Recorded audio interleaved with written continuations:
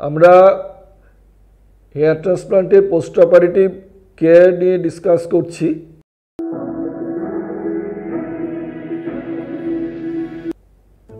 Operation যখন শেষ হয়ে গেল তারপরে আমরা একটা নর্মাল সার্জিক্যাল ক্যাপ দিয়ে পেশেন্টকে ডিসচার্জ করি।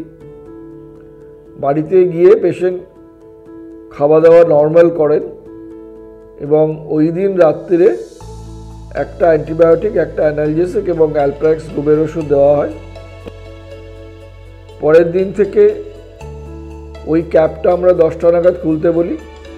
একটা বড় বোলে জল ফুটিয়ে ঠান্ডা করা হয় অথবা নর্মাল স্যালাইন নেওয়া হয়, নিয়ে সিরিঞ্জে করে 1 থেকে 2 ঘন্টা বাদে বাদে যে এরিয়াটাতে ট্রান্সপ্লান্ট করা হয়েছে সেই এরিয়াটাতে বারে বারে জল স্প্রে করা হয়। এর বাইরে মুখে এবং গায়েও জল দিয়ে স্নান করতে পারেন, কিন্তু স্ক্যাল্পে জল দেওয়া হয় না। 2 দিন বাদে, অর্থাৎ সার্জারি 2 দিন বাদে মাথায় জল দিতে পারেন। শাওয়ার খুলে দিতে পারেন নর্মাল ফ্লো অফ ওয়াটার যেতে থাকে, বা যাদের শাওয়ার নেই তারা নর্মাল বালতি বা মগ দিয়েও চান করতে পারেন বাকেটে। শুধু সুইমিং করা বা পুকুরে জলে যারা চান করবেন তাদের বারণ করা হয়, যেহেতু এই সময় বাইরের পুকুরের জলে চান করলে একটা প্রবলেম হতে পারে।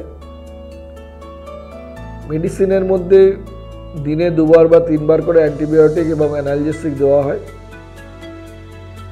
তার সাথে একটু কপালে লাইট ম্যাসেজ করা হয়, যেহেতু একটু ইডিমা হতে পারে, ইডিমাটা যাতে না হয়, এবং তার সাথে একটু আইস প্যাক দিতে হয় সকালে কপালে, যাতে ইডিমাটা আস্তে আস্তে কমে যেতে পারে।